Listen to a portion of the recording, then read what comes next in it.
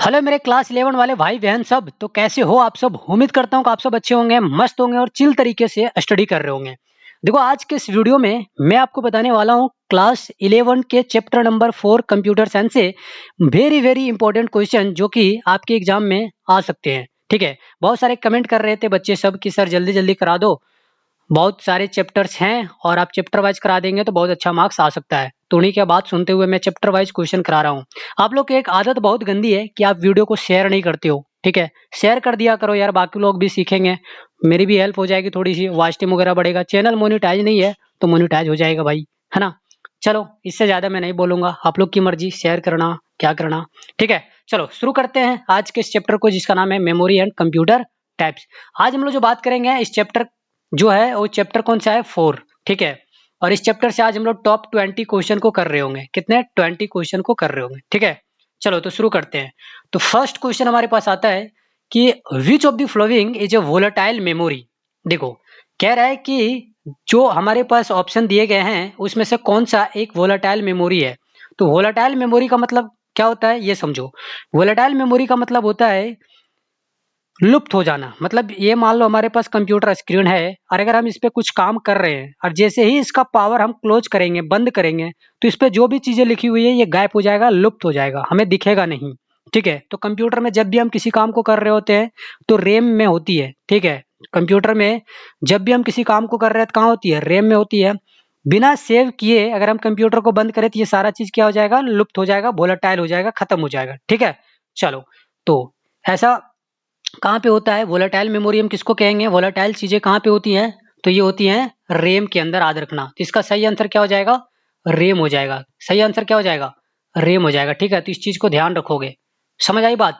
चलो इसको इरेज करता हूँ और इसको यहाँ पे टिक करता हूँ इस तरीके से। ठीक, रैम का मतलब अगर आपसे पूछ ले तो रैम का मतलब होता है रैंडम एक्सेस मेमोरी। क्या होता है? Random access memory. ठीक है, तो इस चीज को भी ध्यान रखना, बहुत इंपॉर्टेंट है, इसका फुल फॉर्म भी आता है। चलो क्वेश्चन नंबर 2 की यहाँ पे बात करेंगे। क्या कहता है कि what does Rome stands for. मतलब रोम का मतलब क्या है ये आपसे पूछा है। तो देखो रोम का मतलब होता है read only memory. Read only memory. तो देख लो किस ऑप्शन में तुम्हें दिखाई दे रहा है, उसे टिक कर दो। ठीक है, तो कहा है देखो रीड ओनली मेमोरी, ये read only memory option C क्या हो जाएगा? सही हो जाएगा। ठीक, चलो आगे हम लोग यहाँ पे बढ़ते हैं। क्या कहता है थर्ड नंबर क्वेश्चन की which memory is used to store frequently accessed data to speed up processing. समझ आई बात? कह रहा है कि कौन सा मेमोरी है जिसका हम लोग यूज करते हैं डेटा को फ्रीक्वेंटली एक्सेस करने के लिए और स्टोर करने के लिए। ठीक है, और जिसमें स्पीड के साथ क्या होती है? प्रोसेसिंग होती है। तो उस तरह की आ, कौन सी मेमोरी है जिसका हम लोग यूज करते हैं वो आपसे पूछा है। ठीक है, तो उसका सही आंसर क्या हो जाएगा? Cache memory. ठीक है, क्या हो जाएगा सही आंसर? Cache memory.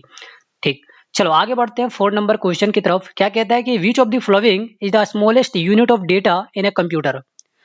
कंप्यूटर में दिए गए ऑप्शन में से कौन सा सबसे स्मॉलेस्ट यूनिट होता है ये आपसे पूछा है। राइट, तो देखो मैंने आपको एक चीज पढ़ाया था, बीट। क्या पढ़ाया था? बीट। ठीक है, इससे बड़ा मैंने आपको पढ़ाया था निप्पल, सॉरी निब्बल। क्या पढ़ाया था? निब्बल। ठीक है, सही से लिख देता हूं, क्या पढ़ाया था? निब्बल। इसके बाद मैंने आप लोग को क्या बताया था? बाइट। ठीक है, तो इतनी सारी बातें हैं जो ध्यान रखना। सबसे छोटा क्या हो जाएगा? बीट। ठीक है, तो सही आंसर क्या हो जाएगा हमारे पास? बी। ठीक, चलो फिफ्थ नंबर क्वेश्चन की ओर यहाँ पे बढ़ते हैं। क्या कहता है फिफ्थ नंबर क्वेश्चन? देखो what type of memory is used by the computer during the boot process. अब बूट प्रोसेस क्या होता है ये सारी चीजें आप लोग को बता दी गई है। राइट, ये सारी चीजें क्या की है? बता दी गई है आप लोग को पहले ही। बूट प्रोसेस जब भी कंप्यूटर को आप क्या करते हो? स्टार्ट करते हो तो देखना इस तरीके से जो पॉइंटर बन रहे होते हैं तो यहाँ पे गोल गोल चीजें घूमती रहती हैं। इसका मतलब है कि ऑपरेटिंग सिस्टम में जो भी चीजें हैं वो रैम में लोड होती हैं। ठीक है, कहाँ होती है? रैम में लोड होती हैं। ठीक है, तो उसके हिसाब से सही आंसर क्या हो जाएगा? उसके हिसाब से सही आंसर क्या हो जाएगा ये आपको बताना है। राइट, तो हाँ, कहाँ होती है? रैम में लोड होती है। अब रैम में जो काम आप करते हो, ठीक है, वो कहाँ फिर जाती हैं? वो जाती हैं रोम में, अगर आप सेव कर देते हो तो। ठीक है, कहाँ चल जाती है? रोम में। तो जो बूटिंग प्रोसेस है ये कहाँ पे हो रही होती है? एक्चुअली रोम में ही हो रही होती है। ठीक है, चलो सही आंसर क्या हो जाएगा हमारे पास? बी। ठीक, चलो आगे यहाँ पे हम लोग बात करेंगे किसकी, यहाँ पे आगे हम लोग बात करेंगे क्वेश्चन नंबर 6 के बारे में।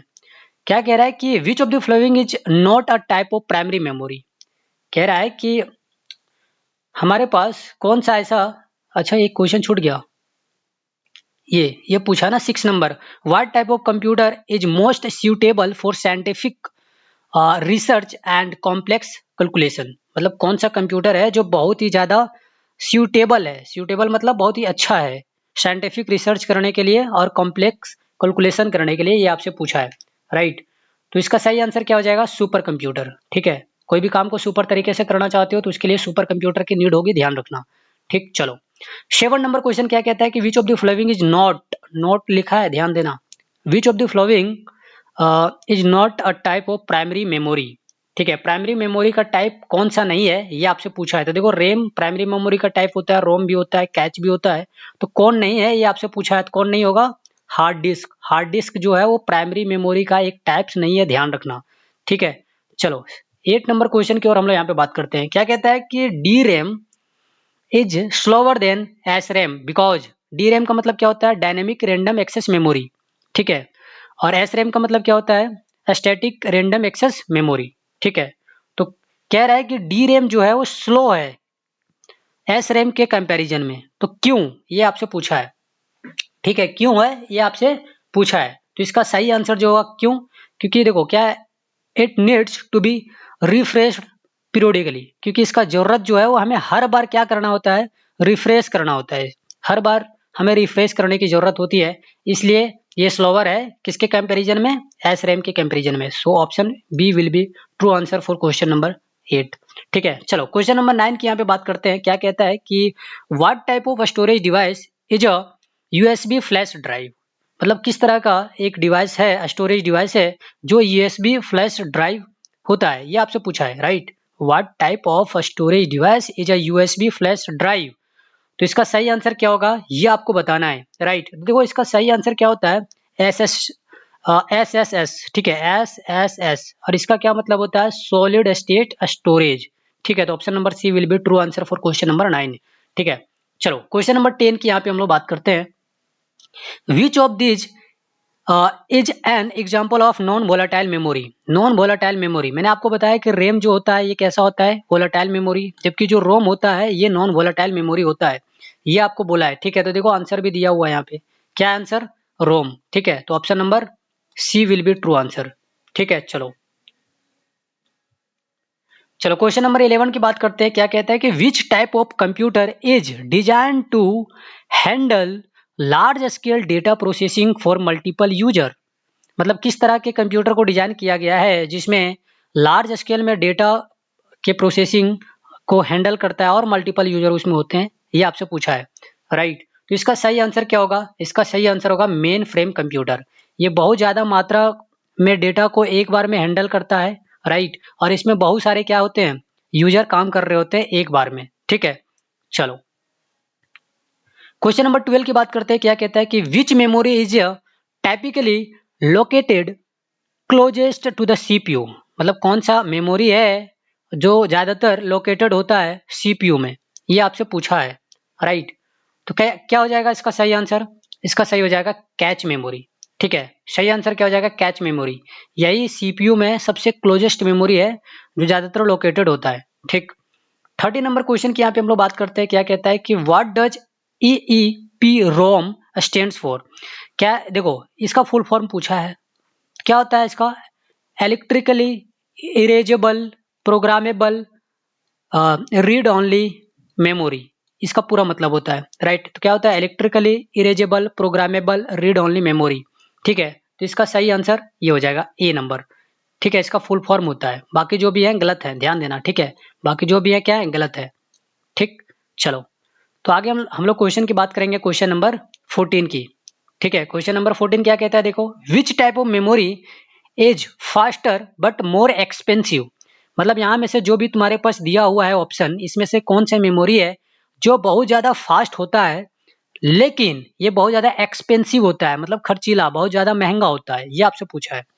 ठीक है, दिए गए 4 ऑप्शन में से कौन सा मेमोरी बहुत फास्ट काम करता है और बहुत ज्यादा एक्सपेंसिव है, मतलब महंगा है, ये आपसे पूछा है, राइट। तो कौन सा है, ये है एस रैम। ठीक है, क्या है? S RAM. एस रैम का मतलब होता है static random access memory. Static random access memory. ठीक है, ठीक है, तो इतनी बात याद रखोगे।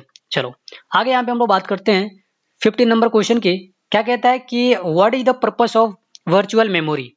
ठीक है, वर्चुअल का मतलब समझते हो? आभासी। ठीक है, तो यहाँ पे जो वर्चुअल मेमोरी है उसका पर्पस क्या होता है ये आपसे पूछा है, राइट। तो इसका पर्पस क्या होता है, सुनो। इसका पर्पस होता है to simulate additional RAM using disk storage. तो ऑप्शन नंबर सी सही हो जाएगा। अब देखो ये सारी चीजें डिटेल में पढ़ाया गया है, मैं बहुत ज्यादा यहाँ पे नहीं बताऊंगा क्योंकि वीडियो काफी ज्यादा लंबी हो जाती है। ठीक है, चलो 16 नंबर क्वेश्चन की यहाँ पे बात करते हैं। क्या कहता है कि which of this is not an example of secondary storage. मतलब यहाँ जितने भी ऑप्शन दिए गए हैं उसमें से कौन सा ऑप्शन सेकेंडरी स्टोरेज का एग्जाम्पल नहीं है, ये आपसे पूछा है, राइट। ठीक है, तो देखो ये जो हमारे पास सेकेंडरी स्टोरेज होता है, सीडी रोम भी सेकेंडरी स्टोरेज होता है, राइट। जो फ्लॉपी डिस्क है ये भी हमारे पास क्या होता है, सेकेंडरी मेमोरी, सेकेंडरी स्टोरेज की तरह काम करता है। तो कौन बच गया? जो बच गया वही होता है प्राइमरी। ठीक है, तो कैच मेमोरी यहाँ पे जो होता है कैसा होता है, प्राइमरी स्टोरेज की तरह काम करता है। ठीक है, मतलब काम नहीं करता है। ठीक है, नॉट बोला है ना, हाँ।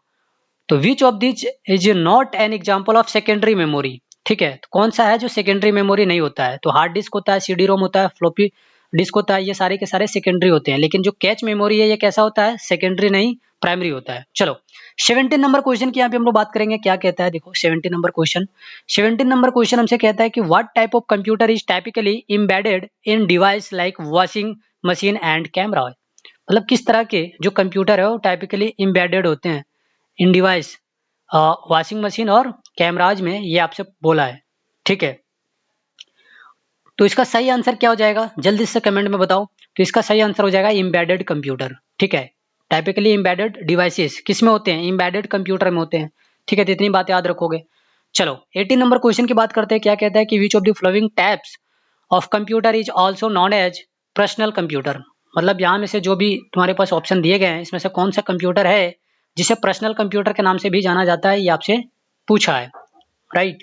तो ये आपको बताना है, समझ में आई बात।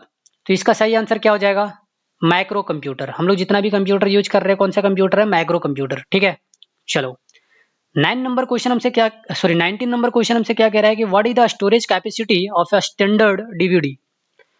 मतलब जो स्टैंडर्ड डीवीडी होती है मेरे पास, ये जो डीवीडी होती हैं इसकी जो स्टोरेज कैपेसिटी है वो क्या है, ये आपसे पूछा है। तो इसकी स्टोरेज कैपेसिटी क्या होती है, ये होती है 4.7 GB मैक्सिमम। ठीक है, तो याद रखना ऑप्शन नंबर ए सही होगा, 4.7 GB क्वेश्चन नंबर 19 के लिए।